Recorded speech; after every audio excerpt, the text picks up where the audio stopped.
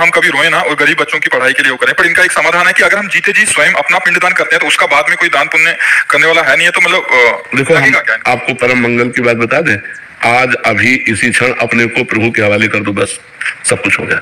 प्रभु के आप हो, प्रभु के अंश हो, प्रभु के शरण में हो जाए। हे नाथ, मैं तन मन वचन से आपको समर्पित होता हूँ। अब जीवन किसके लिए रहा? मान लो पुत्र था तो अगर वो बना रहता तो कम से कम मनुष्य जीवन के जो गृहस्थ धर्म का फल है और वो फल ही नष्ट हो गया। अब किसके लिए क्या? तो जो बन जाए परोपकार कर दो, नहीं अपने आप को भगवान के हवाले करके नाम जप करो और अब कल्याण कर लो, जिससे पुत्र का भी मंगल हो जाएगा और आपका भी मंगल हो जाएगा। खूब नाम जप करो, अपने पुत्र को भी दीजिए, औरों को भी दीजिए और खुद अपने जीवन को सफल कीजिए। और जो अर्थ हो तो बीमार या बच्चों आदि की जो भी सेवा में लगे लगा दो और अपने को भगवान के चरणों में समर्पित कर दो, तो पिंड दान करने की जरूरत नहीं पड़ेगी, क्योंकि हमने पिंड को ही दान कर दिया, अपने पिंड को ही भगवान को दे दिया। तन मन प्राण सब कुछ भगवान के हवाले कर दिए, तो हमारे पिंडदान की आवश्यकता नहीं, क्योंकि वो भगवान को समर्पित हो गया। अर्जुन, योग का अनुयायी हूँ, लेकिन भक्ति मार्ग भी आकर्षित करता है। ज्ञान मार्ग पर चलते हुए पता नहीं चलता कि सही रास्ते पर हूँ या नहीं। इस बात से आश्वस्त कैसे हुआ जाए कि यात्रा सही दिशा में चल रही है? बिना गुरु के तो, बिना गाइड के हम नई जगह कहाँ जा सकते हैं?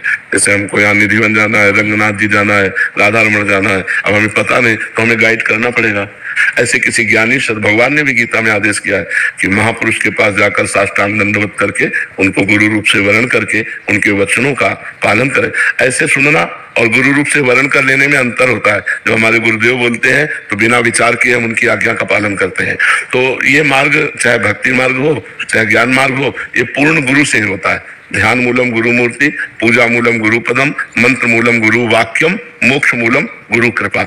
मोक्ष मूलम गुरु कृपा। तो ज्ञान का मार्ग जो है वो पहले सिद्ध सदगुरुदेव का वर्ण करे, क्योंकि बिना सदगुरुदेव से ये मार्ग ही प्रारंभ नहीं होता। हमें क्या पता हमें क्या करना है, तो गुरुदेव आदेश करेंगे ना।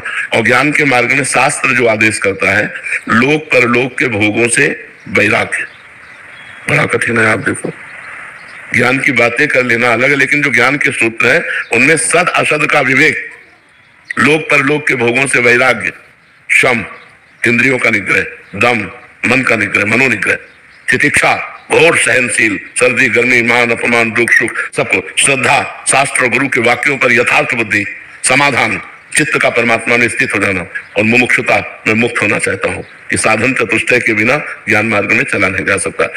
तो हम एक चीज जरूर पकड़े, भगवत चिंतन चल रहा है कि नहीं, चाहे ज्ञान योग से हो, चाहे अष्टांग योग से हो, चाहे कर्म योग से हो, चाहे भक्ति योग से हो। हमारा उद्देश्य है संसार के चिंतन का त्याग करके भगवत चिंतन परायण होना, जिसे हम भगवान कहते हैं, ज्ञानी जन उसे ब्रह्म कहते हैं, योगी जन उसे परमात्मा कहते हैं, भक्त जन उसे भगवान कहते हैं, प्रेमी जन उसे अपने लाल कह के, लाडले कह के, प्यारे कह के, दुलार, जैसे राधा वल्लभ लाल, बाकी बिहारी लाल, लाडली लाल, प्रिया प्रीतम, वही है, तत्व एक ही है, अलग अलग जगह से उनको पुकारा गया है।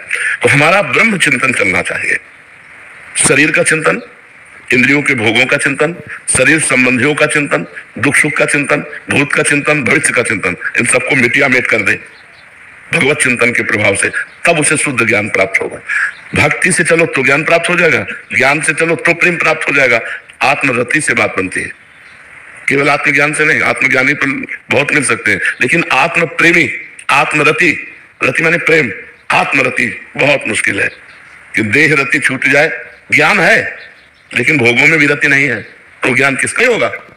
ऐसा कैसे हो गया? हर क्रिया का फल है, हर क्रिया का फल है। अगर हम राम राम कह रहे हैं, हम ध्यान कहीं और कर रहे हैं और हमारी मृत्यु हो जाती है तो हमें भगवत प्राप्ति होगी। इसका प्रमाण अजामिल है। अपने पुत्र का ध्यान कर रहा था और पुत्र का नाम था नारायण और पुकारा नारायण, तो भगवत प्राप्ति हुई कि नहीं? उसी भागवत में लिखा है, हुई कि नहीं हुई? तो हमको एकाग्रता करने के लिए ये सावधानी कही गई है, लेकिन कोई फल नहीं होगा ऐसी बात नहीं है। असत क्रियाओं का फल है तो फिर सत्क्रियाओं का फल कैसा रहे? अब ये जो बात कही गई है ये एकाग्रता के लिए कही गई है कि आप उठो, अपनी मन की चंचलता को रोको और एकाग्र होकर कथा सुनो और उसका मनन करो। मंत्र को संशय रहित होकर बिल्कुल भगवत भाव से जपो। जो जाप कर रहे हैं एकाग्रचित होकर के करो, ये सावधानी के लिए कहा गया है। नहीं तो भाव कुभाव अनख आलसहु नाम जपत मंगल दिशि दसहु। चाहे भाव से, चाहे कुभाव से, चाहे अनख से, चाहे आलस से, निश्चित परम मंगल होगा। भगवान की कथा कान में जा रही है और तुम मनन नहीं कर रहे तो व्यर्थ नहीं जा रही, तुम्हारे जीवन को पवित्र कर रही है, तुम्हारे समय को सार्थक कर रही है। लेकिन विमान नहीं आएगा, विमान धुंधकारी के लिए आया ना, तो विमान नहीं आएगा, लेकिन जाओगे वही अंतिम समय। तुम विमान की बात, तुरंत विमान तो नहीं आएगा कि कथा सुनी विमान आ गया, लेकिन जब मरोगे तो भगवान को प्राप्त होगे। हमारी बात पर संशय मत करना जी। महाराज जी मनन शहर में नित्य प्रभात फेरी व घर घर जाकर श्री राधा नाम संकीर्तन करते हैं महाराज जी। महाराज जी इनका एक दो प्रश्न है महाराज जी। जैसे घर घर जाकर नाम संकीर्तन करते हैं तो उसमें क्या क्या सावधानी रखनी चाहिए? पहली सावधानी रखनी चाहिए कि भेंट नहीं लेना चाहिए। दूसरी सावधानी रखनी चाहिए कि कहीं हमारा किसी माता बहन के प्रति गलत भाव न हो जाए। और तीसरी सावधानी रखनी चाहिए कि सब में भगवत भाव करना चाहिए। बस इतने से हो जाएगा। वो अगर भोजन पवा देते हैं तो पा लेना चाहिए, प्रसाद दे देते हैं तो ले लेना, क्योंकि भोजन प्रसाद ठाकुर जी को भोग लगा के अगर हमें देते हैं तो हम ले लेते हैं, उसे पा लेते हैं। अगर वो नहीं तो हमें फिर वहां कुछ नहीं लेना चाहिए। भोजन के लिए ना जी वैसे हमने आपकी कृपा से मना ही कर रखी है जी। हाँ तो अच्छा है, पर अगर प्रसाद दे तो अपमान न करे। इनका प्रसाद हाँ बिल्कुल, बहुत सुंदर, बहुत सुंदर। ये तो और निष्कामता उत्तम बात है, बहुत सुंदर बात है। भगवान के नाम कीर्तन से समस्त जगत को पावन करने की सामर्थ्य प्रकट हो जाती है। नाम संकीर्तनम जैसे सर्वपाप प्रणाशनम प्रणामो दुख शमनम तम नमामि हरिम परम।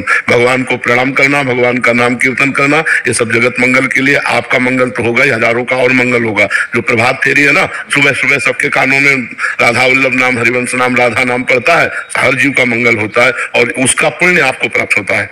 क्योंकि सैकड़ों लोगों के कानों में नाम पहुंचा, उनके पाप नष्ट हुए तो आपका जरूर मंगल। बहुत उत्तम बात।